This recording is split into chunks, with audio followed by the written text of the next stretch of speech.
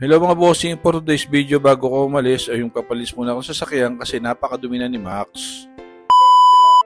Ayun nga mga bossing kasi yung araw to aalis ako dahil may gagawin pala ako sa mall. Bali pupunta rin na rin ako sa pwesto pagkatapos nito. Bali kasi kailangan ko ng pandagdag puhunan kasi may tatayo akong bagong negosyo o idadagdag ko lang naman sa paninda ko. Kumbaga kailangan ko lang ng extra source of income kaya naisipan ko to. Bali dito pupunta muna ako sa foreign exchange kasi magpapapalit ako yung tinatago-tago ko. Ipon sana nung napamaskuhan ko noong December sa mga ninong at ninang ko.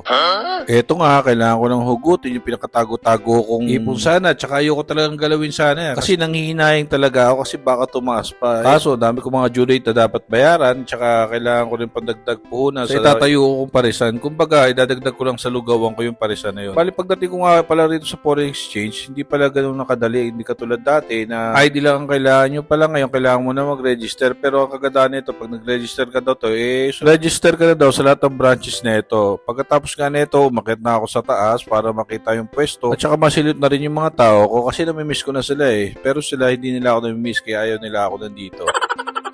Kasi nga madalas sa bahay ako nakapwesto kasi nagtitinda rin naman ako ng mga pagkain at nagluluto kaya madalas wala ako rito tsaka mga tatagal ko naman makakasama itong mga to kaya napagkakatiwala ako naman dito sa pwesto. Alam niyo mga bossing, madali lang naman ako magtiwala basta nagsasabi lang kayo ng totoo sa akin. Ang katiwiran ko kasi kung lulukohin mo ko, hindi naman ako niluloko mo kundi ang sarili mo at saka pinakakakita sa'yo. Kahit anong tago mo nakikita ka niya kaya hanggat maaari magsabi ka nila ng totoo para mas maiintindihan pa kita. Wala naman taong perpekto, lahat naman ng tao nagkakamali pero sa pagkakamali mo dapat sana matuto ka na at huwag mo nang gagawin kasi mahirap pag nawala ang tiwala ng isang tao sa'yo. Mas masarap magtrabaho kung lahat ng kasama mo may tiwala sa'yo at saka nire-respeto ka. So dahil maaga pa at bihira naman ako nandito, tatambay muna ako rito para kahit papano mapil ko naman yung pwesto kasi napakatagal ko talagang wala rito. Naalala ko nga nung nag-uumpisa pa lang ako rito at mag-isa pa lang ako. Hindi ko inakala magkakaroon ako ng ganito kasi wala naman sa isip ko magkaroon ng sariling pwesto. Ang akin lang magkaroon ako ng araw-araw na income at maayos na trabaho. Sa awa ni Lord, hindi niya ako ng pagkakataon magkaroon ng ganito. May ups and downs, hindi naman nawawala sa negosyo yun. Talaga may araw na mahina, may araw na matumal. May mga panahon mag-aabonong ka talaga pero kasama talaga sa negosyo yan. Kasama na talaga sa buhay yan kaya laban lang, tuloy-tuloy lang. So after nga neto, pauwi na ako pero bago ko may bibili muna ako ng pasalubong para sa mga junakis ko. Hanggang dito muna mga bossing.